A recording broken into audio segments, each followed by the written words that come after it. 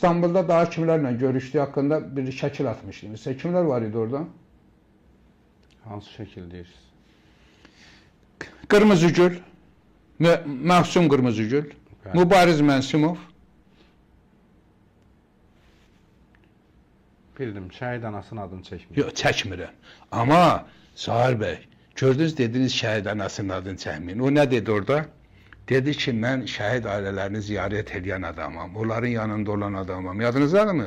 Bəli. Bunlar bizim duyğularımızı istismar edirlər. Şəhid adını istismar edirlər.